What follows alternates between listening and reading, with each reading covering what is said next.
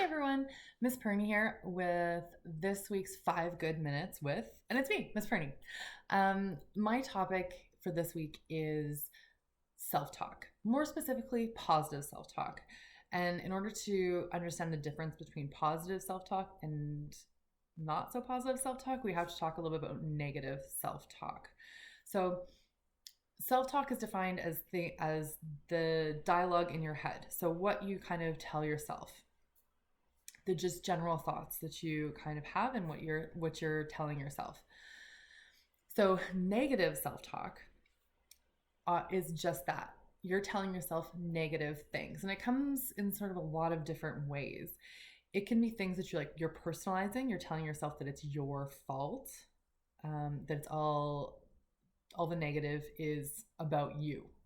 It can also be um, it can also be, just checking my notes, it can also be when you're only focusing on the negative aspects of something and not looking for any positive or any opportunity there. It can be catastrophizing, so making something small and making it seem really, really big in your mind. And also, polarizing is another one. So it can mean that it's either good or bad, and that's the only two options. There's nothing in the middle. And it can be that can be for any kind of thing. So that's kind of the negative way to look at self-talk. Those are some of the patterns that people get into.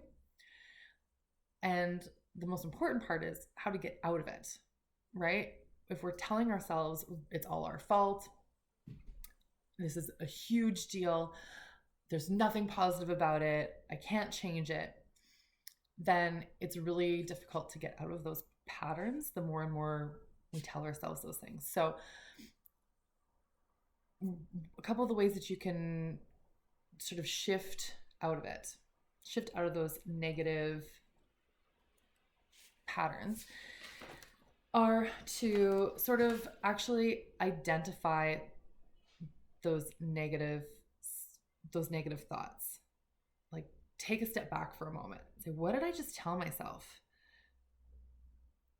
Was that positive? And is there truth to it? There can be a little bit of truth in some of the negative things we say about ourselves, for sure. And I'm certainly not saying that we should shirk all responsibility, but is everything our fault? And can we do nothing to change it? And there was no positive that came out of it. A lot of the negative things that we experience, we can grow from. And so, reframing our thoughts is also really important.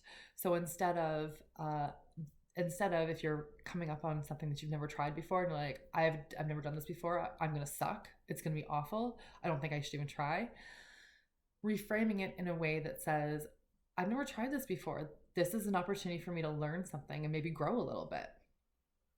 Or I can improve as I learn and as I grow. All this is much easier said than done. It takes a lot of practice. This is something that I try to practice every day. Some days I'm a lot more successful at it than others. But really, a couple other things that you can do is like finding some of the humor in life in general. So sometimes if we can't change our thought patterns, we just have to change what we're doing a little bit. So it doesn't have to be finding the humor in the situation, although that is often really positive. It can be changing to watch a cat video. My favorite is like otter videos, actually. It can be turning on your favorite show, listening to some great music. It can be just something a little bit to change that swirling kind of thought pattern. Also, surrounding yourself with really positive people will really help. Sometimes we tend to take on the emotions of people around us and the characteristics. So if other people around us are being really negative about something, sometimes we become really negative without even thinking about it and without even noticing. So if if you're realizing that you have some really negative self-talk happening, maybe you move to a friend, to be around a friend, to call a friend, who is actually a really positive person, has a really optimistic outlook in life, and can help you change some of those thoughts into realistic thoughts or positive thoughts. Actually, labeling things can really help too. Being like, that thought was kind of polarizing. It's not one or the other, there's a little bit of both in there, and I can work to see both. That can help a lot because you can know that something's kind of not true, but if you're actually saying, oh, I just polarized, it helps you actually identify the issue and take care of the issue. And this is one that I always struggle with a little bit myself, but giving yourself some positive affirmations, like put some post-it notes up around you to remind yourself of really great things. Put a positive and hopeful quote up. Ask someone to ask you what are a few good things that happened during the day. Remind yourself of the positive things. Keep a journal of all the things you did well maybe throughout the day. There's so many things, everyone. And if we can change the thoughts in our brain, then all the better. If I this is this I'll leave you with this. If what you're saying to yourself is something that you would never say to a friend who needed your support, why are you telling yourself? You're the only voice that you can never get away from.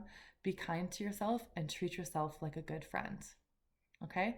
This has been 5 good minutes, but actually more like 6 good minutes with Miss Pirnie. And I hope you all have a great day. And if you ever want to talk a little bit more about some sort of positive thinking strategies, you know where to find me. Thanks, everybody.